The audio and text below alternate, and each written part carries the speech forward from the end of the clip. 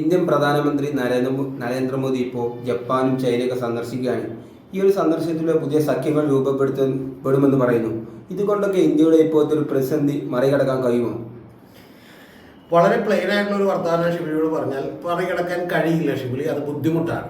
യഥാർത്ഥത്തിൽ ഈ ചില ചാനലുകളുടെയൊക്കെ ചർച്ച കേൾക്കുമ്പോൾ ആ ചാനൽ ഇപ്പോൾ വളരെ ഓപ്പണായി പറഞ്ഞാൽ ഡിബേറ്റ് വിത്ത് സ്മൃതി പരുത്തിക്കാട് ഇന്നലെ കേട്ടപ്പോൾ തന്നെ സ്മൃതിയുടെ കുഴപ്പമില്ല, സ്മൃതിക്ക് അറിയാവുന്ന കാര്യങ്ങളൊക്കെ തന്നെയാണ്. പക്ഷേ അതിലിരുന്നിട്ടുള്ള CPM-ന്റെ പ്രതിനിധി ഡോക്ടർ ശിവദാസൻ ഇന്നലെ പറയുന്ന ഒരു വാചകം കേട്ട് ഞാൻ അമ്പരന്ന് പോയി. എന്താ അറിയുമ്പോൾ ഷിബിലി എന്ന് പറഞ്ഞാൽ അമേരിക്ക ഇങ്ങോട്ട് 50-55% തീരുവ ഏർപ്പെടുത്തിയപ്പോൾ നമ്മൾ അമേരിക്ക ഉൽപ്പന്നങ്ങൾക്കും തിരിച്ച് തീരുവ ഏർപ്പെടുത്തിക്കൊണ്ട് ഒരു ടിറ്റ് ഫോർ ടാറ്റ്, പല്ലിന് പല്ല്, ഈ പറഞ്ഞ പോലെ കണ്ണിന് കണ്ണ് എന്ന് പറയുന്ന ഒരു പോളിസി എടുത്തുകൂടെ എന്നൊക്കെയുള്ളതാണ് ശിവദാസൻ എന്ന് പറയുന്നത്.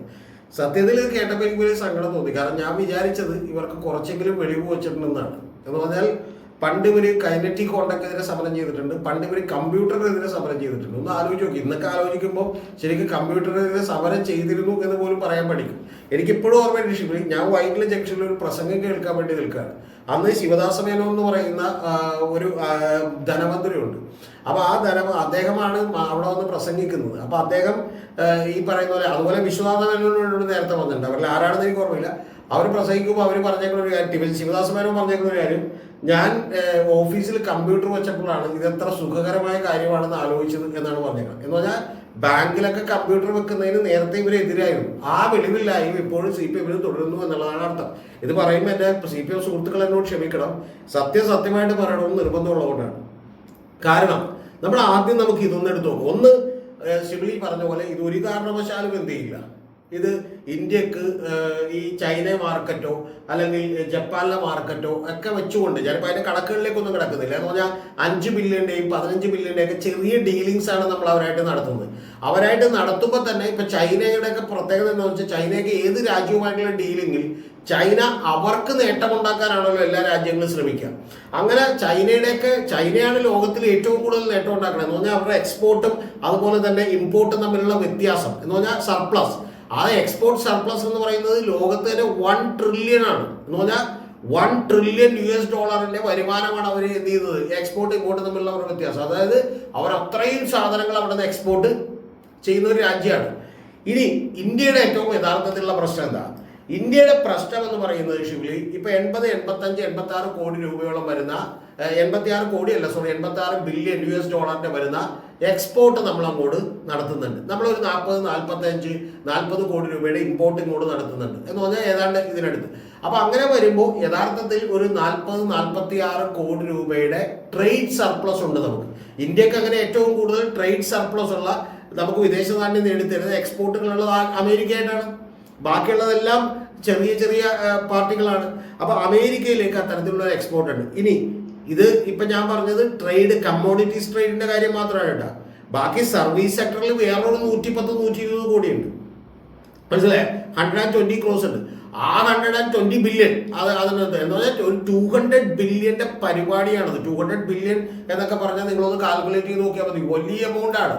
അതായത് കേരളത്തിന്റെ ബഡ്ജറ്റ് ആകെ ഒരു വർഷത്തേക്കാകെ 1.25 ലക്ഷം കോടിയുള്ളത്, 1.5 ലക്ഷം 1.25 ലക്ഷം കോടിയുള്ളത് നിങ്ങളൊന്ന് ആലോചിക്കണം. അതിന്റെ 20 ഇരട്ടി വരും.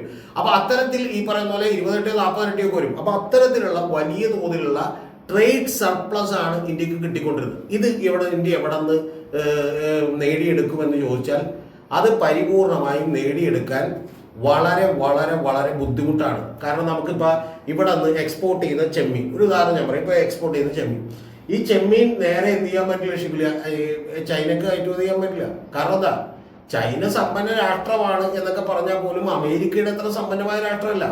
അമേരിക്കയുടെ ഒരു വർഷത്തെ ഈ പറയുന്ന പോലെ അമേരിക്കൻ എക്കോണമി എന്ന് പറയുന്നത് $28 ട്രില്യൺ എക്കോണമിയാണ്. 28. ചൈന എന്ന് പറയുന്നത് ഇപ്പോഴും 17% അല്ലെങ്കിൽ 17.5 അല്ലെങ്കിൽ 18 ട്രില്യൺ മാത്രമേ എത്തിയിട്ടുള്ളൂ എന്ന് പറഞ്ഞാൽ ഇന്ത്യ എവിടെ നിൽക്കണമെന്ന് അറിയാം. ഇന്ത്യയുടെ 3.7 ട്രില്യൺ എക്കോണമിയാണ്. എന്ന് പറഞ്ഞാൽ ഇന്ത്യയുടെ ഇക്കോണമിയുടെ ഏതാണ്ട് 8 ഇരട്ടിയോളം വലിപ്പമുള്ളതാണ് ആരും US എന്ന് പറയുന്നത്. അപ്പൊ നമ്മുടെ ഇവിടേക്ക് ഇപ്പൊ ഏറ്റവും ക്വാളിറ്റിയുള്ള സാധനങ്ങൾ എക്സ്പോർട്ട് ചെയ്യാണ്. നിങ്ങൾ ആലോചിച്ച് നോക്കണ്ടേ, കൂടെ എക്സ്പോർട്ട് ചെയ്യണത് അമേരിക്കക്ക് എക്സ്പോർട്ട് ചെയ്യണത്. അവിടെ 340 മില്യൺ, അതായത് 34 കോടി ജനങ്ങളെ ഉള്ളൂ എന്ന് പറഞ്ഞിട്ട് കാര്യമില്ല. ആ ജനങ്ങൾക്കുള്ള ബൈങ് പവർ കൂടുതലാണ്. മനസ്സിലായോ? ആ ബൈങ് കപ്പാസിറ്റി നമുക്ക് കൂടുതലാണ്, അവർക്ക് കൂടുതലാണ്. ഇപ്പൊ നിങ്ങളോട് മറ്റൊരു എക്സാമ്പിൾ ഞാൻ പറയാം. ഇപ്പൊ ഈ കേരളത്തിൽ ഏറ്റവും കൂടുതൽ സൂപ്പർ മാർക്കറ്റുകളുണ്ട്. എന്താ കാര്യം എന്നറിയോ? എന്താണ് എന്ന് പറഞ്ഞാൽ നിങ്ങളുടെ ഒരു പെർ ക്യാപിറ്റ എക്സ്പെൻഡിച്ചർ ഇന്ത്യയിൽ ഏറ്റവും കൂടുതലുള്ളത് കേരളത്തിലാണ്. എന്ന് പറഞ്ഞാൽ നിങ്ങളൊരു ഗ്രോസറി മേടിക്കാൻ വേണ്ടി ഒരു കുടുംബം ഏറ്റവും കൂടുതൽ പണം ചെലവഴിക്കുന്നത് കേരളത്തിലാണ്. രണ്ടാമത്തെ മഹാരാഷ്ട്രയാണ്, മൂന്നാമത്തതേ കർണാടകയുള്ളൂ. ഞാൻ പറഞ്ഞു മനസ്സിലായത് നിങ്ങൾക്ക്? അതായത് ഏതാണ്ട് 3000 രൂപയുടെ അടുത്താണ് കേരളത്തിൽ ഒരാൾ അതിനു വേണ്ടി ഒരു പെർ പേഴ്സൺ എന്ത് ചെയ്യുന്നത്, ചെലവഴിക്കുന്നത്. എന്ന് പറഞ്ഞാൽ കേരളത്തിലുള്ള ആളുകളുടെ ബൈങ് പവർ കൂടുതലാണ്. അപ്പൊ ഈ ബൈങ് പവർ കൂടുതലുണ്ടെങ്കിൽ മാത്രമേ ഷിബിലി എന്ത് ചെയ്യുള്ളൂ, കിലോയ്ക്ക് 4000 രൂപ വരുന്ന 5000 രൂപ വരുന്ന ചെമ്മീൻ നമുക്ക് എങ്ങോട്ട് കയറ്റിയേക്കാൻ പറ്റുള്ളൂ, US കയറ്റിയേക്കാൻ പറ്റുള്ളൂ. മനസ്സിലായോ? അപ്പൊ US ആളുകൾക്ക് ഇത് വാങ്ങിക്കാൻ പറ്റും. ഇപ്പൊ ഈ അരൂര് മുതൽ കൊല്ലം വരെയുള്ള പീലിംഗ് ഷെഡുകളിൽ ഇരുന്ന് ചെമ്മീൻ എന്ത് ചെയ്യുന്ന കിള്ളി എടുക്കുന്ന മറ്റേ സീ ഫുഡ് എക്സ്പോർട്ട് ചെയ്യുന്ന കമ്പനികൾക്കെല്ലാം അത് ഇന്ത്യയിലും കേരളത്തിലും ഒക്കെ വിൽക്കാൻ പാടില്ലേ? ചില സംഘീയ ആളുകളൊക്കെ വന്നിരുന്ന് പറയും ഇന്ത്യയിൽ 150 കോടി ജനങ്ങളുണ്ട്, നമ്മൾ ഇവിടെ തന്നെ വിൽക്കും. ഇവിടെ വിറ്റിട്ട് അത് മേടിക്കാനുള്ള കപ്പാസിറ്റി ആർക്കില്ല, കപ്പാസിറ്റി എന്തില്ല നമ്മുടെ ആളുകൾക്ക് ഇല്ല. അവിടെ പോകുമ്പോൾ കുഴപ്പമില്ല, അവൻ ഡോളർ കൊടുത്തത് സിമ്പിളായിട്ട് വാങ്ങിച്ചോളും. അത്തരത്തിലൊരു ബൈയിങ് പർച്ചേസിങ് പവറുള്ള മറ്റൊരു വിഭാഗം എന്ന് പറയുന്നത് ഏതാണ്ട് ഒരു ഈ പറയുന്ന പോലെ 32 മില്യൺ ആണ്. അവിടുത്തെ 334 കോടിയാണെങ്കിൽ ഏതാണ്ട് ഒരു മറ്റേ 40 കോടി 42 കോടിയൊക്കെ ഉള്ള ഒരു പോപ്പുലേഷൻ എന്ന് പറയാവുന്നത് ഷിബിലി ആകെയുള്ളത് യൂറോപ്യൻ യൂണിയനാണ്. യൂറോപ്യൻ യൂണിയനിലേക്ക് നമ്മൾ ഇനി ഒരു മാർക്കറ്റ് പിടിച്ചെടുക്കുക ഉണ്ടാക്കുക എന്നൊക്കെ പറയുന്നത് എളുപ്പമുള്ള കാര്യമല്ല. ചൈനയിൽ യഥാർത്ഥത്തിൽ നമ്മുടെ ഇവിടുന്ന് ചെമ്മീൻ കയറ്റുമതി ചെയ്തിട്ടുണ്ടെങ്കിൽ അവർ 2 ദിവസം കഴിയുമ്പോൾ വിചാരിക്കും അവിടെ തന്നെ ചെമ്മീൻ ഉണ്ടാക്കാം, അല്ലെങ്കിൽ അതിൻ്റെ ഡ്യൂപ്ലിക്കേറ്റെങ്കിലും ഉണ്ടാക്കി അവിടെ എന്ത് ചെയ്യാന്ന് വിചാരിക്കും. മനസ്സിലായി? അവൻ വേണമെങ്കിൽ അത് ഇങ്ങോട്ട് കയറ്റുമതി അല്ലെങ്കിൽ പുതിയ ചെമ്മീൻ വളർത്തൽ കേന്ദ്രം ഇങ്ങനെ തുടങ്ങാൻ നമുക്ക് വിചാരിക്കും. അപ്പൊ അതുകൊണ്ട് ചൈനയൊക്കെ ഇപ്പൊ ഹപ്പന്നോട്ട, ശ്രീലങ്ക, പാകിസ്ഥാൻ, നിരവധി രാജ്യങ്ങളിൽ ഇപ്പൊ ചൈന എന്ത് ചെയ്യുന്നുണ്ട്, ഫണ്ട് ചെയ്യുന്നുണ്ട്, സഹായിക്കുന്നുണ്ട്. 100% വിശ്വസിക്കാൻ പറ്റാത്തൊരു പാർട്ടിയാണ് ചൈന എന്ന് പറയുന്നത്. എന്ന് പറഞ്ഞാൽ ഏത് സമയത്തും അവരെന്ത് ചെയ്യാം, ചതിക്കാം. അതുകൊണ്ട് ഈ മാർക്കറ്റ് ഇപ്പൊ നമ്മൾ ഇത് കഴിഞ്ഞാൽ അമേരിക്ക കഴിഞ്ഞാൽ നമ്മൾ ഇന്ത്യക്ക് ഏറ്റവും കൂടുതൽ ഗുണമുള്ള ഒരു മാർക്കറ്റ് എന്ന് പറയുന്ന അറബ് രാജ്യങ്ങളാണ്. അപ്പൊ ആ രാജ്യങ്ങളിലേക്ക് നമ്മൾ എന്ത് ചെയ്യുന്നു, ഗൾഫ് കൺട്രീസിലേക്ക് കയറ്റുമതി ചെയ്യുന്നുണ്ട്. അപ്പൊ അവിടെ പോലും അത് വളരെ പരിമിതമാണ്. നമുക്ക് ഇതുപോലത്തെ ഒരു മാർക്കറ്റ് കണ്ടുപിടിക്കൽ ഒരു കാരണവശാലും എളുപ്പമല്ല എന്നുള്ളതാണ് വാസ്തവം. പിന്നെ ഇതുകൊണ്ടുണ്ടാകാൻ പോകുന്ന തൊഴിൽ നഷ്ടം, അതിന് നമ്മൾ എങ്ങനെ മറികടക്കുമെന്ന് വെച്ചാൽ വലിയ ബുദ്ധിമുട്ടാണ്. പക്ഷേ നമ്മളിപ്പോൾ നരേന്ദ്രമോദിയെ കുറ്റപ്പെടുത്താനൊന്നുമില്ല, കാരണം ചെയ്യാൻ പറ്റുന്നതല്ലേ ചെയ്യാൻ പറ്റുള്ളൂ. അപ്പോൾ വേറൊരു മാർക്കറ്റ് ഇല്ലെങ്കിൽ അദ്ദേഹം തീർച്ചയായിട്ടും എന്ത് ചെയ്യും, ചൈനയുമായിട്ടും ജപ്പാനായിട്ടും അതുപോലെ റഷ്യയുമായിട്ടും അടുത്തുകൊണ്ട് എന്ത് ചെയ്യുന്നു, കഴിയുന്നത്ര ഇതിന് ഒരു പരിഹാരം കണ്ടെത്താൻ വേണ്ടി ശ്രമിക്കുന്നു. പക്ഷേ നമ്മുടെ ഇക്കണോമിക് പ്രോബ്ലംസിന് ഇതൊരിക്കലും സഹായിക്കില്ല. ഇനി മറ്റെന്താ, ഗുജറാത്തിൽ ലക്ഷക്കണക്കിന് ആളുകൾ ജോലി ചെയ്യുന്ന ഒരു സെഗ്മെന്റ് ആണ് എന്ന് പറയുന്നത് ഈ പറയുന്ന ജ്വല്ലറിയും അതുപോലെ ഡയമണ്ടുമായി ബന്ധപ്പെട്ട കാര്യങ്ങൾ. ഇത് മെജോറിറ്റി എങ്ങോട്ടാണ് എക്സ്പോർട്ട് ചെയ്യുന്നത്? ഇതിനെല്ലാം ഈ ഫിഷുമായി ബന്ധപ്പെട്ട് ആന്ധ്രാപ്രദേശിൽ അതുപോലെ കേരളത്തിൽ നിരവധി സ്ഥലങ്ങളിൽ ഇത് വലിയ തോതിൽ ഒരു പ്രശ്നമുണ്ടാക്കും. ആ പ്രശ്നത്തെ മറികടക്കാനായിട്ട് ഇപ്പൊ ബ്രിക്സിന്റെ കാര്യങ്ങൾ അല്ലെങ്കിൽ ഷാങ്ഹായ് ഉച്ചകോടിയിൽ ഉണ്ടായിട്ടുള്ള എന്താ, ബ്രിക്സിൽ പറയുന്ന ബ്രസീൽ നമുക്ക് മാറ്റി നിർത്താം, റഷ്യ, ഇന്ത്യ, ഈ പറയുന്ന പോലെ റഷ്യ, ഇന്ത്യ, ചൈന എന്ന് പറയുന്ന ഒരു കാര്യം. ആ സഖ്യം വരുമ്പോൾ ആ സഖ്യത്തിന് കുറച്ച് ബലം കൂടും എന്നുള്ളത് നമ്മളെ സംബന്ധിച്ചോളം നമ്മുടെ മുമ്പിൽ വേറെ വഴിയില്ല. നമ്മൾ പലപ്പോഴും പറയുന്ന പോലെ ഇന്ത്യ അമേരിക്കയേക്കാൾ വലുതാണെന്നും നിങ്ങൾ വിചാരിച്ചിട്ടുള്ളത്, അമേരിക്ക എക്സ്ട്രീംലി പവർഫുൾ ആയിട്ടുള്ള ഒരു രാജ്യം തന്നെയാണ്. ആ രാജ്യത്തിനോട് പക്ഷേ നമ്മൾ നമ്മുടെ അഭിമാനം ഉയർത്തി പിടിച്ചുകൊണ്ട് നമ്മൾ എന്ത് ചെയ്യുക, ഇപ്പം ചെയ്യാവുന്ന കാര്യങ്ങൾ ചെയ്യാൻ നോക്കുക എന്നുള്ളത് മാത്രമേ ഉള്ളൂ. അല്ലാതെ നാളെ ഇതുകൊണ്ട് ട്രംപ് കരഞ്ഞിങ്ങോട്ട് വരും എന്നൊന്നും നമ്മൾ വിചാരിച്ച് കളയരുത്. ഞാൻ നേരത്തെ ഒരു വീഡിയോയിൽ പറഞ്ഞ പോലെ പീറ്റർ നവാരയൊക്കെ അദ്ദേഹത്തിന്റെ ഏറ്റവും വലിയ ട്രേഡ് ഉപദേഷ്ടാവാണ് ട്രംപിന്റെ. അവരൊക്കെ വീണ്ടും ചില പരാമർശങ്ങൾ നടത്തിയിട്ടുണ്ട്. പിന്നെ ഇപ്പൊ കഴിഞ്ഞ ദിവസം ട്രംപ് രാഷ്ട്രീയമായിട്ടുള്ള ഒരു പരാമർശം പോലും നടത്തിയിട്ടുണ്ട്. അതെന്താണെന്ന് വെച്ചിട്ടുണ്ടെങ്കിൽ മറ്റേ ഈ പറയുന്ന ഇവിടെ ഈ ഓയിൽ കയറ്റുമതി ചെയ്തിട്ട് ബ്രാഹ്മണർക്ക് മാത്രമേ ഗുണമുള്ളൂ എന്നാണ്. അതിൽ ചില കാര്യങ്ങളുണ്ട്. ഇപ്പോൾ ഓയില് നമ്മൾ റഷ്യയിൽ നിന്ന് വില കുറച്ച് മേടിക്കുന്നു, നമ്മളിവിടെ അത് പ്രോസസ്സ് ചെയ്തിട്ട് എന്ത് ചെയ്യാണ്, എക്സ്പോർട്ട് ചെയ്യണം. അല്ലാതെ ഇവിടുത്തവർക്ക് ആ വില കുറച്ച് ഓയിൽ കൊടുക്കുകയല്ലേ ചെയ്യണം. മനസ്സിലായോ? അപ്പൊ ആ ഓയിൽ കൊടുക്കുമ്പോൾ ആർക്കാ ഗുണം കിട്ടുന്നത്? നയാരക്കും റിലയൻസ് ഇൻഡസ്ട്രീസിനും മാത്രമാണ് എന്ത് ചെയ്യുന്നത്. 17 ബില്യൺ US ഡോളറിന്റെ വലിയ ലാഭം അവരുണ്ടാക്കിയിട്ടുണ്ട്. പക്ഷെ ആ ലാഭം അവർക്ക് കിട്ടിയിരിക്കുന്നത് റിലയൻസിന്റെ നയാരക്കൊക്കെയാണ്. അപ്പൊ അതുകൊണ്ട് ഇതാകെ കെട്ടുപടഞ്ഞ് കിടക്കുന്ന ഒരു പ്രശ്നമാണ്. പിന്നെ ഞാൻ നേരത്തെ പറഞ്ഞ പോലെ ചാനൽ ചർച്ചകളിൽ ഇരുന്ന് നമുക്ക് എന്ത് ചെയ്യാം, സത്യത്തിൽ ഞാൻ മലയാളം ചാനൽ ചർച്ചകൾ കാണുന്ന പരിപാടി ഉപേക്ഷിച്ചതാണ്. പക്ഷെ ഇപ്പോൾ ഞാൻ റിപ്പോർട്ടർ ചാനലിൽ മെയിൻ എഡിറ്റേഴ്സും അതുപോലെ ഉണ്ണി ബാലകൃഷ്ണന്റെ മറ്റേ ഇതുണ്ടല്ലോ നമ്മുടെ സർജിക്കൽ സ്ട്രൈക്ക്, അതെനിക്ക് കാണാതിരിക്കാൻ പറ്റില്ല. അത് അദ്ദേഹം ഗംഭീരമായി അവതരിപ്പിക്കുന്ന ഒരു പരിപാടിയാണ്. മെയിൻ എഡിറ്റേഴ്സും എനിക്ക് കാണാതിരിക്കാൻ പറ്റില്ല. അതിൽ പിന്നെ സ്മൃതി പരുത്തിക്കാടിന്റെ ഡിബേറ്റ് വിത്ത് സ്മൃതി പരുത്തിക്കാട് മാത്രമാണ് ഷിബിലി യഥാർത്ഥത്തിൽ ഞാനിപ്പോൾ എന്ത് ചെയ്ത് കാണുന്നത്. പിന്നെ ഞാൻ ഇതിൻ്റെ ഒരു മൊത്തം ട്രെൻഡ് പരിശോധിക്കാൻ ഏതെങ്കിലുമൊക്കെ ഇടക്ക് കാണുമെന്ന് മാത്രമേ ഉള്ളൂ. അങ്ങനെ കണ്ടാൽ വലിയ തലവേദനയുണ്ട്. കാരണം ചിലപ്പോൾ ഈ ശ്രീത് പണിക്കരുടെയും രാഹുൽ ഈശ്വറിൻ്റെയൊക്കെ വീഡിയോ അങ്ങനെ കണ്ടുപോയാൽ പിന്നെ നമ്മൾ അതിന് റിയാക്ട് ഒക്കെ ചെയ്യാൻ തോന്നും. മനസ്സിലായി? അപ്പം അതുപോലെ ഇടയ്ക്ക് മോർനാടിനെയൊക്കെ കണ്ടാൽ റിയാക്ട് ചെയ്യാൻ തോന്നും. അപ്പം അതുകൊണ്ട് ചെയ്യാറില്ല. ചാനൽ ചർച്ചകളിലൊക്കെ ഇരുന്ന് വെറുതെ തള്ളാം എന്ന് മറ്റേ ഇന്ത്യക്ക് തിരിച്ചങ്ങോട്ട് എന്ത് ചെയ്യാം, നികുതി ഏർപ്പെടുത്തിക്കൂടെ. MABAB പ്രധാനമന്ത്രിയാൽ അമേരിക്കക്ക് നികുതി ഏർപ്പെടുത്താൻ പറ്റില്ല. സാറപ്പോൾ സാർ പറഞ്ഞു നികുതി ഏർപ്പെടുത്തിയാൽ ശരിയാവില്ല. നികുതി ഏർപ്പെടുത്തിയാൽ എന്താണ് സംഭവിക്കുക? യഥാർത്ഥത്തിൽ എനിക്ക് ചിരിക്കണോ കരയണോ എന്ന് അറിയാൻ പാടില്ലായിരുന്നു. ഇന്നലെ ചർച്ച ചെയ്യാനുണ്ട്. കാരണം ശിവദാസനൊക്കെ പറഞ്ഞൊരു കാര്യം സ്മൃതി അത് മനഃപൂർവ്വം സ്മൃതിക്ക് അറിയാഞ്ഞിട്ടല്ല, ചോദിക്കാതെ വിട്ടതാണ്. പക്ഷേ ശിവലി ഒരു കാര്യമുള്ളത്, നമ്മൾ ആരോടാണ് ഫൈറ്റ് ചെയ്യാൻ പോകണമെന്ന് നമുക്കൊരു ബോധ്യം വേണം. ആ ബോധ്യം ഇന്ത്യക്ക് എല്ലാ കാലത്തും ഉണ്ടായിരുന്നു. ഇപ്പം നമ്മൾ പാകിസ്ഥാനെ ആഞ്ഞടിക്കുന്നു, നമ്മൾ വിജയിക്കുന്നു എന്നൊക്കെ പറയുന്ന പോലെയുള്ള പ്രചാരണം പലപ്പോഴും നമ്മൾ എന്ത് ചെയ്തിട്ടില്ല, ചൈനയുടെ കാര്യത്തിൽ കണ്ടിട്ടില്ല. ശ്രദ്ധിച്ചിട്ടുണ്ടോ നിങ്ങൾ? ഇപ്പം മറ്റേ അക്സായ് ചാൻ ഭൂമി പിടിച്ചെടുത്തപ്പോഴും ഈ പറയുന്ന പോലെ ഏറ്റവും ഒടുവിൽ മറ്റേ ചൈനീസ് ആക്രമണം നടത്തിയപ്പോഴൊന്നും നമ്മൾ ചൈനയ്ക്കെതിരെ അത്തരത്തിൽ ചൈനയെ നമ്മൾ തറപറ്റിച്ചിരിക്കുന്നു എന്നുള്ള അവകാശവാദമൊന്നും പലപ്പോഴും നമ്മൾ പറയാറില്ല. അതിന്റെ കാരണം നമ്മൾ അങ്ങനെ ഒരു കാര്യത്തിന് വേണ്ടി ഇറങ്ങിത്തിരിക്കുന്ന അബദ്ധമായിരിക്കും. അതാണ് ഇത് യഥാർത്ഥത്തിൽ ഷിബിലി അറിയേണ്ടത്. US-ന്റെ ഒരു വരുമാനം എന്ന് നമ്മൾ പറയുമ്പോൾ US-ഉമായിട്ടൊരു പ്രശ്നമുണ്ടായാൽ US നമ്മൾ അങ്ങോട്ട് ഏർപ്പെടുത്താൻ തീരുമാനിച്ചാൽ എന്തായിരിക്കും സംഭവിക്കുക എന്ന് നിങ്ങൾക്കറിയോ?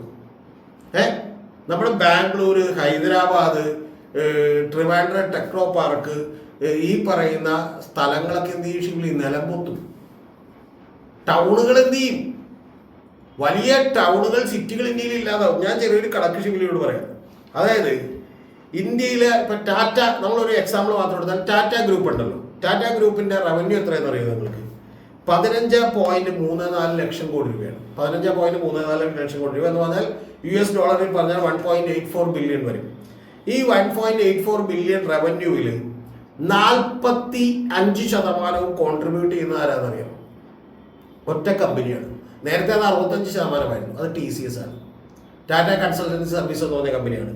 അവരുടെ പ്രോഫിറ്റ് എത്രയാണെന്നറിയോ ഷിബിലി? പ്രോഫിറ്റ് 1.13 ലാക്ക് ക്രോസ് ആണ്. അതായത് 1.13 ലക്ഷം കോടി രൂപയാണ് ടാറ്റ ഗ്രൂപ്പിന്. അവർക്ക് 100-ലധികം കമ്പനികളുണ്ട്. ഞാനിപ്പോൾ അതിന്റെ വിശദാംശങ്ങളിലേക്ക് പോകുന്നില്ല. ആ കമ്പനികളിലെ പ്രോഫിറ്റിന്റെ 43% കോൺട്രിബ്യൂട്ട് ചെയ്യുന്ന ആരാന്നറിയോ? TCS. 43 മുതൽ 48% വരെ കോൺട്രിബ്യൂട്ട് ചെയ്യുന്ന TCS ആണ്. അപ്പൊ ഇത്തരത്തിൽ TCS-ന്റെ കോൺട്രിബ്യൂഷൻ എന്ന് പറയുന്നത് വലുതാണ്. ഇനി TCS എവിടെ നിന്നാണ് റവന്യൂ ഉണ്ടാവുന്നത്? 43% പ്രോഫിറ്റിൽ കോൺട്രിബ്യൂട്ട് ചെയ്യുന്നത് TCS ആണ്. TCS-ന്റെ റവന്യൂവിന്റെ 48.7% US-ൽ നിന്നാണ്. മനസ്സിലായോ? അപ്പൊ ഇനി ഇന്ത്യയിലെ IT കമ്പനികളെല്ലാം കൂടി വരുന്ന സർവീസ് എത്രയാണെന്ന് അറിയാം? 40 ബില്യൺ US ഡോളറിന്റെയാണ്. 40 ബില്യൺ. ഇതെല്ലാം തന്നെ ഏതാണ്ട് 70-80% ഡിപ്പെൻഡ് ചെയ്യുന്നത് എവിടെയാണ്? US കമ്പനികളെയാണ്. ഇനി ഞാൻ വളരെ ലളിതമായിട്ടുള്ള ചില ചെറിയ കണക്കുകൾ കൂടി നിങ്ങളോട് പറയാം. ഇന്ത്യയിലെ ടെക് കമ്പനീസ് അതിന്റെ ഡീറ്റെയിൽസിലേക്ക് പോകുന്നില്ല. അവരെ കോൺട്രിബ്യൂട്ട് ചെയ്യുന്നത് US-ലേക്കുള്ളത് കോൺട്രിബ്യൂട്ട് ചെയ്യുന്നത് 198 ബില്യൺ US ഡോളറിന്റെ കോൺട്രിബ്യൂഷനാണ് അവർ കൊടുക്കുന്നത്. എന്ന് പറഞ്ഞാൽ അത്രയും ജോലികൾ ഇവിടെ കിട്ടുന്നു എന്നുള്ളതാണ്. ടെക് കമ്പനികൾ എന്ന് പറഞ്ഞിട്ടുണ്ടെങ്കിൽ ഇപ്പൊ അവിടെ നിന്നുള്ള ജോലികൾ ഔട്ട്സോഴ്സ് ചെയ്യുന്ന നിരവധി കമ്പനികളുണ്ട്. ഇപ്പൊ ഉദാഹരണത്തിന് എറണാകുളത്ത് കാക്കനാട് ടെക്നോപോളിസ് എന്ന് പറയുന്ന ഒരു കമ്പനിയുണ്ട്. അവിടെയാണ് സദർലാൻഡ് ഗ്ലോബൽ എന്ന് പറയുന്ന ഒരു കമ്പനി ചെയ്യുന്നത്. അതുപോലെ മെഡിക്കൽ ട്രാൻസ്മിഷൻ നടത്തുന്ന നിരവധി കമ്പനികൾ ചെയ്യുന്നത്. ഇവരൊക്കെ കൂടി കോൺട്രിബ്യൂട്ട് ചെയ്യുന്നതാണ്. ഇവരുടെ എല്ലാം പാരന്റ് കമ്പനി എവിടെ ഇരിക്കണേ? US-ലാണ് ഇരിക്കണേ. ഇനി വളരെ സിമ്പിൾ ആയിട്ടുള്ള ഒരു കാര്യം ഞാൻ പറയാം. TCS-ന്റെ ടോട്ടൽ എംപ്ലോയീസ് എത്രയാണെന്ന് അറിയോ? 6,07,000 ആണ്. കൃത്യമായി പറഞ്ഞാൽ 6,07,979 ഇനി അത് പോട്ടെ, നമുക്ക് ഇൻഫോസിസിന്റെ എംപ്ലോയീസ് എത്രയാണെന്നറിയോ? 3,23,578 വിപ്രോന്റെ 2,33,000 HCL ഈ പറയുന്ന പോലെ ടെക് എന്ന് പറയുന്ന മഹീന്ദ്ര ടെക് എന്ന് പറയുന്ന കമ്പനിയുടെ 1,54,000 HCL ടെക്കിന്റെ എന്ന് പറയുന്നത് 2,23,000 പിന്നെ കോഗ്നിസന്റ് ടെക്നോളജീസ് എന്ന് പറയുന്ന കമ്പനിയുടെ 3,43,800 എന്ന് പറഞ്ഞാൽ ഷിബിലി ഒരു റഫ്ലി കാൽക്കുലേറ്റ് ചെയ്താൽ ഈ കമ്പനികളെല്ലാം കൂടി കൊടുക്കുന്നത് എത്ര വരുമെന്ന് അറിയാമോ എന്ന് പറഞ്ഞാൽ ഒരു 17-18 ലക്ഷത്തോളം വരുന്ന എംപ്ലോയ്മെന്റ് വരും. ഈ എംപ്ലോയ്മെന്റിൽ എത്ര പേര് ഇന്ത്യക്കാരുണ്ടാവും? ഇതെല്ലാം ഗ്ലോബലിയാണ്. പക്ഷെ കാനഡയിൽ വർക്ക് ചെയ്യുന്നതും ഓസ്ട്രേലിയയിൽ വർക്ക് ചെയ്യുന്ന സ്ഥലത്ത് പോലും ഇന്ത്യക്കാരുടെ നമ്പറാണ് കൂടുതൽ. മനസ്സിലായോ? ഇനി ഈ ഇന്ത്യക്കാരുടെ നമ്പർ കൂടുതൽ എന്ന് പറഞ്ഞാൽ വേറൊരു കാര്യം കൂടിയുണ്ട്. ഇവരൊക്കെ ചെറിയ ശമ്പളം മേടിക്കുന്നവരല്ല, ഇവരൊക്കെ ടെക്നോക്രാറ്റുകളായിട്ടുള്ള ആളുകളാണ്. അതായത് മിനിമം ഈ പറയുന്ന പോലെ 50,000 രൂപ മുതൽ 5 ലക്ഷം രൂപ വരെയും 8 ലക്ഷം രൂപ വരെയൊക്കെ ശമ്പളം മേടിക്കുന്ന ആളുകളാണ്. ഈ മേടിക്കുന്ന ആളുകളുടെ ശമ്പളത്തിന് എന്തെങ്കിലും പ്രശ്നമുണ്ടായാൽ ഇവിടുത്തെ ബൈങ് പവർ എത്രത്തോളം കുറയും? മനസ്സിലായോ? അപ്പൊ അമേരിക്കയോട് നമുക്ക് അങ്ങനെ ഒരു നിലപാടൊന്നും ഒറ്റടിക്ക് ഒരു രാജ്യത്തിന്റെ തലവനും എടുക്കാൻ കഴിയില്ല. അതുകൊണ്ട് മോദി അത് ചെയ്യാത്തത് തെറ്റാണെന്നൊന്നും പറയാൻ പറ്റില്ല. വെറും മണ്ടത്തരം വായി തോന്നിയതൊക്കെ അടിച്ചുകൊണ്ടിരിക്കുകയാണ്. ഇതിപ്പോ ഞാൻ പറഞ്ഞത് ഒരു ചെറിയ സെഗ്മെന്റ് ആണ് ഷിബിലി. ഇനി ഫോക്സ്കോൺ ചൈനയിൽ നിന്ന് അതുപോലെ മറ്റു സ്ഥലങ്ങളിൽ നിന്ന് എന്ത് ചെയ്തിട്ടുണ്ട്? ഫോക്സ്കോൺ ഇവിടെ വന്ന് തുടങ്ങിയിട്ടുണ്ട്. മനസ്സിലായോ? ഇവിടെ വന്ന് തുടങ്ങിയ കമ്പനികൾ ആപ്പിൾ ഐഫോൺ അമേരിക്കയിൽ യൂസ് ചെയ്യുന്നതിന്റെ 43% ഉപയോഗിക്കുന്നത് ഇവിടെ നിന്ന് ഈ ഫോക്സ്കോൺ പ്രൊഡ്യൂസ് ചെയ്യുന്നതാണ്. ഇതേപോലെ മെഡിക്കൽ ട്രാൻസ്ക്രിപ്ഷൻ പോലെ സദർലാൻഡ് ഗ്ലോബൽ പോലെയുള്ള നിരവധി കമ്പനികൾ അമേരിക്കയെ അറിഞ്ഞോ ഇൻഡയറക്റ്റ് ആയൊക്കെ ഡിപ്പെൻഡ് ചെയ്യാണ്. ഇനി ഷിബിലി പറഞ്ഞു, ഇപ്പൊ നിങ്ങൾ കേട്ടപ്പോൾ ഒരു 17 ലക്ഷം 20 ലക്ഷം എന്നുള്ള ഫിഗർ തോന്നിയില്ലേ? അവരുടെ കുടുംബാംഗങ്ങൾ എത്ര ഉണ്ടാവും? ഒരു 5 പേരോ നിങ്ങളെ കൂടി 1 കോടി ആളുകളായ 1 കോടി ആളുകൾ. ഇനി ഇത് പോട്ടെ ഷിബിലി, ഈ 1 കോടി ആളുകൾ ഡിപ്പെൻഡ് ചെയ്ത് ജീവിക്കുന്ന വേറെ എത്ര പേരുണ്ടാവും? ഉദാഹരണം ഞാൻ പറയാം. ഇപ്പൊ ഈ മുത്തൂറ്റ് ടെക്നോപോളിസ് എന്ന് പറയുന്ന കാക്കനാടുള്ള ടെക്നോപോളിസിന്റെ ഫ്രണ്ടിൽ ഒരു തട്ടുകടയുണ്ട്. ടെക്നോപോളിസ് അവിടെ ഇല്ലെങ്കിൽ തട്ടുകടയില്ല. മനസ്സിലായോ? ഇവരുടെയൊക്കെ വീട്ടിൽ പത്രം വരുത്തുന്നുണ്ട്, പാല് വരുത്തുന്നുണ്ട്, ഈ പറയുന്ന പോലെ ഇലക്ട്രിസിറ്റി ഉപയോഗിക്കുന്നുണ്ട്, ഇത്ര കാര്യങ്ങളുണ്ട്. ഇവരെവിടെ പോയി എന്ത് ചെയ്യും എന്ന് പറഞ്ഞാൽ ഒരു ലാർജ് ഇക്കോണമിയാണ്. നമ്മളിപ്പോ ഈ ബാംഗ്ലൂരേക്ക് കുട്ടികൾ ഇവിടെ നിന്ന് കേരളത്തിൽ നിന്ന് പഠിക്കാൻ പോകുന്നു എന്ന് പറയുമ്പോൾ ഒരു കൊല്ലം ഏതാണ്ട് 6,000 കോടി രൂപ ടേൺ ഓവറാണ് അവിടെ ഉണ്ടാകുന്നത്. അപ്പൊ ഇത് നമ്മൾ ഒരു വളരെ പെരിഫറൽ ആയിട്ടുള്ള കാര്യങ്ങൾ മാത്രം കണ്ടുകൊണ്ട് ചാനൽ ചർച്ചയിലിരുന്ന് ശിവദാസന് എന്ത് ചെയ്യാം, ബാക്കിയുള്ള ചാനലിൽ ഇരിക്കുന്ന ചർച്ചക്കാരോടൊക്കെ പറയാം, സ്മൃതിക്ക് അറിയാമെങ്കിലും സ്മൃതിയും ഈ പറഞ്ഞ ഒരു തർക്കം വേണ്ടെന്ന് വെച്ചാൽ എന്ത് ചെയ്യും, മിണ്ടാതിരിക്കും. കൃത്യമായിട്ട് പറയാമെന്ന് എന്തുകൊണ്ടാണ് നരേന്ദ്രമോദി അങ്ങോട്ട് ചുങ്കം ഏർപ്പെടുത്താത്തതെന്നൊക്കെ എന്ത് ചെയ്യാം, ഒരു പരിപാടി നടക്കില്ല. പിന്നെ ഞാൻ ഷിബിലിയോട് പറയാം, ഇത് യഥാർത്ഥത്തിൽ ഇന്ത്യക്കും അതുപോലെ തന്നെ മറ്റേ നരേന്ദ്രമോദിക്കും ഒക്കെ അറിയാവുന്ന ഒരു കാര്യം, ഇതൊരു ടെമ്പററി ഫിനോമിനാണ് എന്ന് പറഞ്ഞാൽ ഇത് ട്രംപ് തന്നെ ഇങ്ങനെ ദീർഘകാലം നീണ്ടുപോകുമെന്ന് ഞാൻ വിചാരിക്കുന്നില്ല. ചില വിട്ടുവീഴ്ചകളൊക്കെ നമ്മൾ ചെയ്യുമ്പോൾ എന്താ പറഞ്ഞാൽ മുഴുവൻ വിട്ടുവീഴ്ച നമുക്ക് ചെയ്യാൻ പറ്റില്ല. ഡയറി പ്രൊഡക്ഷന്റെ കാര്യത്തിലും ഫാർമേഴ്സിന്റെ കാര്യത്തിലും ഒക്കെ തന്നെ അത്തരത്തിലുള്ള പ്രൊഡക്റ്റുകളുടെ കാര്യത്തിൽ ഈ മാർക്കറ്റ് അങ്ങോട്ട് ഓപ്പൺ ചെയ്ത് കൊടുക്കണമെന്നൊന്നും പറയാൻ പറ്റില്ല. ആ മാർക്കറ്റ് ഓപ്പൺ ചെയ്ത് കൊടുക്കൽ സാധ്യമാവില്ല. പക്ഷേ ചില തീരുവകൾ കുറച്ച് കൊടുത്തുകൊണ്ട് ചില കാര്യങ്ങൾ വിട്ടുവീഴ്ച ചെയ്തുകൊണ്ട് ഇപ്പം തന്നെ നമ്മൾ വിട്ടുവീഴ്ച ചെയ്തിട്ടുണ്ട്. ടെസ്ല കാറിന്റെ കാര്യത്തിൽ മറ്റു പലതിലും വിട്ടുവീഴ്ച ചെയ്തു. അപ്പോൾ അത്തരത്തിൽ വിട്ടുവീഴ്ചകൾ ചെയ്തുകൊണ്ട് ഈ പ്രശ്നം എന്ത് ചെയ്യപ്പെടും, പരിഹരിക്കപ്പെടും. ടെമ്പററി നമ്മൾ ചൈന പോലെയുള്ള മറ്റു മാർക്കറ്റുകളൊക്കെ നോക്കും. പക്ഷെ ചൈനയുടെ കാര്യത്തിലും മറ്റ് രാജ്യങ്ങളുമായിട്ടുള്ള ബന്ധത്തിന്റെ കാര്യത്തിൽ നമുക്ക് ആകെ ഒരു ഗുണമുള്ളത് ഒരു ജിയോ പൊളിറ്റിക്സിന്റെ കാര്യത്തിൽ, ഭൗമരാഷ്ട്രീയത്തിന്റെ കാര്യത്തിൽ ചില ഗുണങ്ങൾ ചെയ്യും. ഉദാഹരണത്തിന് ഒരു ഗാൽവൻ താഴ്വരകളിൽ മറ്റു പ്രശ്നങ്ങളൊന്നും ഇല്ലാതിരിക്കും തൽക്കാലം. മനസ്സിലായോ? പാകിസ്ഥാനോട് എന്ത് ചെയ്തു, പൂർണ്ണമായും ചൈന അനുകൂലിക്കാതിരുന്നാൽ, പുറമെങ്കിലും പറയാതിരുന്നാൽ പോലും അത് നമുക്കൊരു നേട്ടം ആണ്. നമ്മളെ സംബന്ധിച്ചോളം നമുക്ക് വലിയ പരിമിതികളുണ്ട് എന്ന് പറഞ്ഞാൽ ചൈന, അതുപോലെ അഫ്ഗാനിസ്ഥാൻ, ബർമ, ബംഗ്ലാദേശ്, ശ്രീലങ്ക, ഇത്തരത്തിൽ നമ്മൾ ചുറ്റും നടക്കുന്ന ഈവൻ നേപ്പാൾ വരെയുള്ള രാജ്യങ്ങൾ പോലും പാകിസ്ഥാനും ഇന്ത്യയുമായിട്ടുള്ള പ്രശ്നത്തിൽ ഇന്ത്യയോടൊപ്പമല്ല നിൽക്കുന്നത്. അപ്പൊ അത്തരം കാര്യങ്ങളിൽ ചെറിയ തോതിൽ നമുക്കൊരു അഡ്വാൻറ്റേജ് ഉണ്ടാകുമെന്നല്ലാതെ ഇക്കണോമിക്കലി സാമ്പത്തികമായിട്ട് നമുക്കിതിൽ വലിയ നേട്ടമൊന്നും ഉണ്ടാകാൻ സാധ്യതയില്ലെന്ന് മാത്രമല്ല, ഇന്ത്യയുടെ ഇക്കോണമിക് ഗ്രോത്തിനെ ഇത് വലിയ തോതിൽ തിരിച്ചടിക്കും എന്നുള്ള കാര്യത്തിൽ സംശയമില്ല. കാരണം ലോകത്ത് ഏറ്റവും കൂടുതൽ വളർന്നുകൊണ്ടിരുന്ന ഒരു എക്കോണമി ഇന്ത്യയുടേതാണ്. ഒരു 6 മുതൽ 8% നമുക്ക് വളർച്ചയുണ്ടായിരുന്നു. അമേരിക്കയുടെ പോലും 3% വളർച്ചയുള്ളൂ. ചൈനയുടെ 5.7% വളർച്ചയുള്ളൂ. ഇത്തരം കാര്യങ്ങളൊക്കെ സംഭവിച്ചുകൊണ്ടിരിക്കുകയാണ്. പക്ഷേ നമ്മളിവിടുത്തെ ഈ പറയുന്ന പോലെ ആളുകൾ മറ്റേ കാള പറ്റൂ എന്ന് കേൾക്കുമ്പോൾ കയറെടുക്കുകയും, ഇനിയിപ്പോൾ നമ്മൾ കുറച്ച് നാൾ ഈ സംഘപരിവാര കൃഷിയിലൊന്ന് ആലോചിച്ച് നോക്കണം, അവർ ട്രംപിന്റെ ആൾക്കാരായിരുന്നു. മനസ്സിലായി? ട്രംപ് ജയിക്കണമെന്നായിരുന്നു. രണ്ടാമത്തത് എന്ത് ചെയ്തു, ഈ പറയുന്ന ഇപ്പൊ ചൈനയുടെ ആൾക്കാരായി. എന്ത് ചെയ്തു, കുറച്ച് കഴിയുമ്പോഴത്തേക്കും എന്ത് ചെയ്യും, വേറെ ഏതെങ്കിലും രാജ്യത്തിൻ്റെ ആൾക്കാരാവും. ഇതുപോലെ അറിവില്ലാത്ത സാധാരണക്കാരായ ആളുകളെ ഊറ്റം കൊള്ളിക്കാൻ വേണ്ടിയിട്ട് ചാനൽ ചർച്ചകളിലൊക്കെ ഇരുന്ന് ഇതുപോലെ പറയാനേ ഉള്ളൂ. യഥാർത്ഥത്തിൽ ഇതിന്റെ വാസ്തവം ഇതാണ്. സാറ് ഇപ്പോൾ ഇവിടെ പറഞ്ഞു അമേരിക്കമാരുടെ ഈ പ്രശ്നത്തിൽ മോദിയെ കുറ്റം പറയാൻ പറ്റില്ല എന്ന്. സാറ് പറയുന്നത് മോദിക്ക് ഈ ഇഷ്യൂവിൽ ഒരു തെറ്റും പറ്റിയിട്ടില്ല എന്നാണ്. അല്ല ഷിബിലി, ഇപ്പൊ തെറ്റക്കാർക്കും പറ്റുമല്ലോ, അതുപോലെ മോദിക്കൊക്കെ പറ്റിയിട്ടുണ്ട് എന്നാണ് ഞാൻ വിചാരിക്കുന്നത്.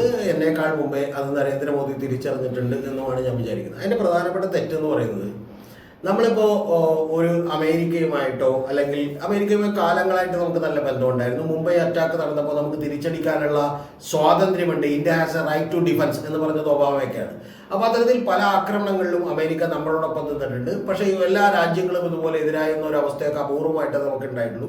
ഇതൊക്കെ സത്യമായിട്ടുള്ള കാര്യമാണ്. എൻ്റെ വിശ്വാസം എന്ന് പറയുന്നത് മോദി എടുത്തിട്ടുള്ള ഒരു എക്സ്ട്രാ സ്റ്റെപ്പ് വലിയ അപകടമായി പോയി എന്ന് വിചാരിക്കുന്ന ഒരാളാണ്. അതിൻ്റെ കാര്യം എന്ന് വെച്ചാൽ നമ്മുടെ ഇന്ത്യൻ്റെ പ്രധാനമന്ത്രി മറ്റു രാജ്യങ്ങളുമായി ഇടപഴകുമ്പോൾ നമ്മളൊരു നയതന്ത്രപരമായ ഡിപ്ലോമാറ്റിക് റിലേഷൻഷിപ്പ് നിലനിർത്തണം എന്നുള്ളതാണ് വാസ്തവം. അതിനൊരു പരിധിയുണ്ട്, ഇല്ലേ? അതിനൊരു there is a ലിമിറ്റ്.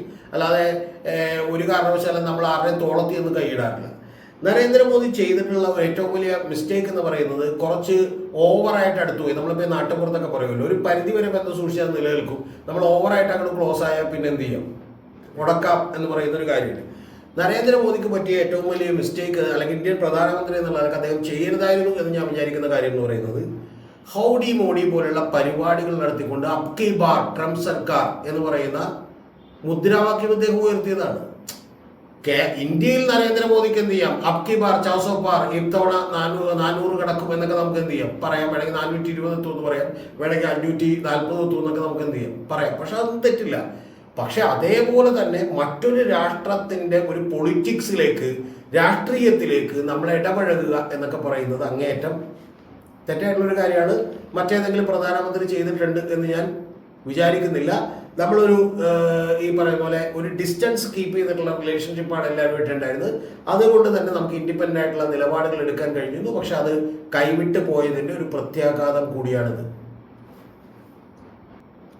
അപ്പൊ ഇത് മാത്രമാണ് ട്രംപിന്റെ ഈ തീരുമാനങ്ങൾക്ക് പിന്നിലുള്ളത്? അല്ലല്ല, ഇത് മാത്രമൊന്നുമല്ല ഷിബിലി. ഈ ട്രംപിനെ കുറിച്ച് ചില ആളുകളൊക്കെ ഇരുന്ന് പറയുമ്പോൾ നമ്മുടെ മലയാളത്തിലുള്ള സാറ്റലൈറ്റ് ചാനലുകളും ചില യൂട്യൂബേഴ്സും ഒക്കെ ഇരുന്ന് പറയുന്നത്, ഞാനടക്കം തമാശക്ക് പറഞ്ഞിട്ടുണ്ട്, പക്ഷെ ട്രംപ് ചില ഭ്രാന്തമായ തീരുമാനങ്ങൾ എടുക്കുന്നു എന്നൊക്കെയുള്ളതാണ്. ട്രംപ് ഒരു കൈവിട്ട വാക്കുകൾ പറയുന്ന ഒരാളാണ് എന്നൊക്കെ നമുക്ക് പറയാം ഷിബിലി. പക്ഷെ അദ്ദേഹത്തിന്റെ തീരുമാനങ്ങളൊക്കെ വളരെ സ്ട്രോങ് ആണ്. ഇപ്പൊ കഴിഞ്ഞ ദിവസം തന്നെ അദ്ദേഹം അസീം മുനീറിനെ വിളിച്ചുകൊണ്ട് ഒരു പരവതാനി വിരിച്ചാണ് അതെന്ത് ചെയ്ത് റെഡ് കാർപ്പറ്റ് വിരിച്ചാണ് അമേരിക്കയിലേക്ക് സ്വീകരിച്ചത്. എന്ന് പറഞ്ഞാൽ ട്രംപിന് നല്ല കൃത്യമായ ബോധമുണ്ട് അവിടെ ഭരിക്കുന്നത് അസീം മുനീറാണ്. ഇനി ഞാൻ മറ്റൊരു വീഡിയോ ചെയ്തിട്ടുണ്ട് ഡീറ്റെയിൽ ആയിട്ട്, അതിന്റെ ലിങ്ക് ഇതിന്റെ താഴെ കൊടുത്തേക്കാം, അല്ലെങ്കിൽ ഐ ബട്ടണിൽ കൊടുത്തേക്കാം. അത് പാകിസ്ഥാൻ മിലിറ്ററി നടത്തുന്ന ബിസിനസ്സുകളെ കുറിച്ചാണ്. ആ പാകിസ്ഥാൻ മിലിറ്ററി നടത്തുന്ന ബിസിനസ്സുകളിൽ ലോകത്തിലേക്ക് വെച്ച് തന്നെ ഏറ്റവും സ്വയം പര്യാപ്തമായിട്ടുള്ള മിലിറ്ററി ഏതാണെന്ന് ചോദിച്ചാൽ അത് പാകിസ്ഥാനാണ്. അവർ അവിടെ നിന്ന് പിരിഞ്ഞു പോകുന്ന പട്ടാളക്കാർക്കും അവരുടെ മേജർ ജനറൽമാർക്കൊക്കെ ഏക്കർ കണക്കിന് സ്ഥലം ഫ്രീ ആയിട്ട് കൊടുക്കുന്നുണ്ട്. എന്ന് പറഞ്ഞാൽ വലിയ തോതിൽ നമ്മൾ കാണുന്ന മിലിറ്ററി മാത്രമല്ല, അത് വലിയ തോതിൽ ബിസിനസ് നടത്തുന്ന ഒരു എംപയർ കൂടിയാണ്. ഏതാണ്ട് അതേ സ്വഭാവം കാത്തു സൂക്ഷിക്കുന്ന ഒരാളാണ് ട്രംപ്. ട്രംപ് നമ്മൾ ഉദ്ദേശിക്കുന്ന നിസാരമായിട്ട് വെറുതെ വായി തോന്നി വിളിച്ചു പറയുന്ന ഒരാളല്ല. ഷിബിലി ട്രംപിന്റെ ചരിത്രമൊക്കെ പിടിച്ച് നമ്മൾ ഞെട്ടിപ്പോകും. എന്ന് പറഞ്ഞാൽ ട്രംപ് പാപ്പരായതിനു ശേഷം അദ്ദേഹം ഒരു TV ഷോയിലൂടെ ആണ് അദ്ദേഹം പുറത്തേക്ക് വരുന്നത്. എന്ന് പറഞ്ഞാൽ പാപ്പരായി നിരവധി കേസുകളിൽപ്പെട്ട് ആകെ തകർന്നു പോയിട്ടുള്ള ഒരാൾ ഒരു TV ഷോയിലൂടെ വരുന്നു. ഞാനിപ്പോൾ ഡീറ്റെയിൽസ് പറയുന്നില്ല. ആ TV ഷോയിലൂടെ വളരുന്നു. ആ വളരുമ്പോഴാണ് അദ്ദേഹം ട്രംപ് ടവർ എന്ന് പറയുന്ന അദ്ദേഹത്തിന്റെ ബ്രാൻഡ് നെയിം വിറ്റുകൊണ്ടാണ് പിന്നീട് രക്ഷ നേടുന്നത്. അതുകൊണ്ട് ട്രംപ് ടവർ ഇന്ത്യയിലുണ്ട്. നമ്മൾ ട്രംപ് ടവർ എന്ന് പറഞ്ഞ പേര് ഉപയോഗിക്കുന്നതിന് അദ്ദേഹത്തിന് എന്ത് ചെയ്താൽ മതി, കാശ് കൊടുത്താൽ മതി. ഇനി ഇതെല്ലാം പോട്ടേഷിപ്പില്ല. അതിനുശേഷം ഇദ്ദേഹം തെരഞ്ഞെടുപ്പിൽ മത്സരിക്കാൻ തീരുമാനിക്കുമ്പോൾ ആദ്യത്തെ തെരഞ്ഞെടുപ്പിൽ ഇദ്ദേഹം മത്സരിക്കുന്നതിനും 1.5 കൊല്ലം മുമ്പ് തന്നെ അവിടെയുള്ള ഹാർവാർഡ് യൂണിവേഴ്സിറ്റിയിലെ ഒരു പ്രൊഫസർ നടത്തിയിട്ടുള്ള പഠനത്തിൽ വളരെ കൃത്യമായി അവിടെയുള്ള സോഷ്യൽ മീഡിയയിലും അതുപോലെ തന്നെ ഗൂഗിൾ സെർച്ച് എഞ്ചിനിലും ഒക്കെ തന്നെ വംശീയമായിട്ടുള്ള ചില വാക്കുകൾ വരുന്നത് വളരെയധികം അദ്ദേഹം ശ്രദ്ധിച്ചിരുന്നു. എന്ന് പറഞ്ഞാൽ വംശീയമായിട്ടുള്ള പല വേർതിരിവുകളും ഉണ്ടാക്കിക്കൊണ്ടാണ് തെരഞ്ഞെടുപ്പിൽ 1.5 കൊല്ലം മുമ്പേ പണി തുടങ്ങി അദ്ദേഹം ജയിച്ചത്. ഇപ്പൊ പോലും ഈ പറയുന്ന പോലെ നമുക്കറിയാലോ, എലോൺ മസ്കിനെ കൂട്ടുപിടിച്ചുകൊണ്ട് അവിടെ നടത്തിയിട്ടുള്ളത് സമാനതകളില്ലാത്ത പ്രചാരണം നടത്തിക്കൊണ്ടാണ് ട്രംപ് അധികാരത്തിലേക്ക് വന്നത്. അപ്പൊ ട്രംപിനെ സംബന്ധിച്ചോളം വളരെ കൂർമ്മ ബുദ്ധിയുള്ള ഒരു ബിസിനസ്സുകാരനാണ്. അദ്ദേഹത്തിന്റെ മകൾക്കും മകനും മറ്റു ചില ആളുകൾക്കും ഒക്കെ തന്നെ ബന്ധുക്കൾക്ക് പാകിസ്ഥാനിൽ ബിസിനസ് ഉണ്ട്. അപ്പൊ അദ്ദേഹത്തിന് ഇതെല്ലാം കൂടിക്കലർന്ന ഒരു കാര്യമാണ്. ഈ ബിസിനസ്സുകളെല്ലാം തന്നെ എന്ത് ചെയ്യണം, അദ്ദേഹം അങ്ങേയറ്റത്തെ സ്റ്റാൻഡ് എടുക്കുന്ന ഒരാളാണ്. നമ്മളിപ്പോൾ നേരത്തെ അദ്ദേഹത്തിന്റെ തീരുവ അദ്ദേഹം അമേരിക്കൻ ഉൽപ്പന്നങ്ങൾക്ക് നടത്താൻ തീരുമാനിച്ചാൽ അദ്ദേഹം ഇവിടെയുള്ള എല്ലാ കമ്പനികളോട് പറയും. ഇപ്പൊ തന്നെ പറഞ്ഞു കഴിഞ്ഞിട്ടുണ്ട്, നിങ്ങൾ എന്തിനാണ് ഇന്ത്യയിൽ തുടങ്ങുന്നത് ഫാക്ടറി, നമുക്ക് ഇവിടെ ഒന്ന് തുടങ്ങിക്കോളൂ എന്ന് അദ്ദേഹം എന്ത് ചെയ്തിട്ടുണ്ട്, അല്ലെങ്കിൽ വേറെ ഏതെങ്കിലും രാജ്യത്തേക്ക് മാറ്റിക്കോളൂ എന്ന് പറഞ്ഞിട്ടുണ്ട്. അതൊക്കെ പറഞ്ഞാൽ വലിയ പ്രശ്നങ്ങളിലേക്ക് എന്ത് ചെയ്യും, നയിക്കും. മനസ്സിലായോ? അപ്പൊ അതുകൊണ്ട് അദ്ദേഹം അങ്ങനെ തീരുമാനം എടുക്കുന്ന ഒരാളാണ്. ഇപ്പൊ എലോൺ മസ്കുമായിട്ട് അദ്ദേഹം മുടക്കിയപ്പോൾ മസ്ക് പറഞ്ഞ ഏറ്റവും പ്രധാനപ്പെട്ട കാര്യം എന്താ അറിയോ, നാസയ്ക്ക് മസ്കിന്റെ കമ്പനി കൊടുക്കുന്ന സപ്പോർട്ട് നിർത്തലാക്കുമെന്നാണ്. പറഞ്ഞ് 24 മണിക്കൂർ കഴിഞ്ഞിട്ട് ഡൊണാൾഡ് ട്രംപ് എഴുന്നേറ്റപ്പോൾ പറഞ്ഞ വാചകം എന്താണെന്നറിയാം? മസ്ക് കൂടുതൽ ഡയലോഗ് അടിക്കണ്ട, ഇതാണ് ഈ പറഞ്ഞ മലയാളത്തിലുള്ള അർത്ഥം. കൂടുതൽ ഡയലോഗ് അടിക്കണ്ട, എനിക്ക് വേണമെങ്കിൽ നിങ്ങളുടെ കമ്പനിയെ നാഷണലൈസ് ചെയ്യാൻ പറ്റുമെന്നാണ്. എന്ന് പറഞ്ഞാൽ നിങ്ങളുടെ കമ്പനി അങ്ങനെ തന്നെ ഗവൺമെന്റിന്റെ കീഴിലേക്ക് എന്ത് ചെയ്യാൻ പറ്റും, ഏറ്റെടുക്കാൻ പറ്റുമെന്നാണ്. പിന്നെ ശരിക്കും മസ്ക് വേണ്ടിയിട്ടില്ല. അപ്പൊ അതുകൊണ്ട് അദ്ദേഹം ഒരു ഡെയർ ടേബിൾ ആണ്. ആ ഡെയർ ആയിട്ടുള്ള അറ്റംപ്റ്റുകളിലൂടെയാണ് അദ്ദേഹം ലോകത്തിൽ വീണ്ടും അദ്ദേഹം ജീവിതത്തിലേക്ക് തിരിച്ച് വന്നത്. അദ്ദേഹത്തിന്റെ ജീവിതം തന്നെ നോക്കിയാൽ വലിയ കാസിനോകൾ ഉണ്ടായിരുന്നു, ഹോട്ടൽസ് ഉണ്ടായിരുന്നു, വലിയ ടവറുകൾ ഉണ്ടായിരുന്നു, വലിയ തോതിൽ ബിസിനസ് ചെയ്ത് വിജയിച്ച ഒരാളാണ്. പക്ഷെ ജീവിതത്തിന്റെ ഒരു ഘട്ടത്തിൽ അതെല്ലാം തന്നെ തകർന്നു പോയ ഒരാളാണ്. ഏതാണ്ട് ജീവിതത്തിന്റെ നമ്മളൊക്കെ സാധാരണ ഒരു പ്രായമായി എന്ന് വിചാരിക്കുന്ന ഒരു സമയത്ത്. പക്ഷെ അതിൽ നിന്ന് അദ്ദേഹം വളരെ ധൈര്യപൂർവ്വം കൈകുത്തി എഴുന്നേറ്റ് വന്ന ഒരാളാണ്. അത് അദ്ദേഹത്തിന് കൃത്യമായ കാൽക്കുലേഷൻസും പ്ലാനിങ്ങും ഉള്ളതുകൊണ്ടാണ്. അപ്പൊ അങ്ങനെയുള്ള ഒരാളോട് നമ്മൾ സൂക്ഷിച്ച് തന്നെ എന്ത് ചെയ്തേ പറ്റൂ, ഡീൽ ചെയ്തേ പറ്റൂ. ഇതൊക്കെയാണ് വാസ്തവം, അല്ലാതെ നമ്മുടെ ചാനലുകൾ പറഞ്ഞുകൊണ്ടിരിക്കുന്നതല്ല.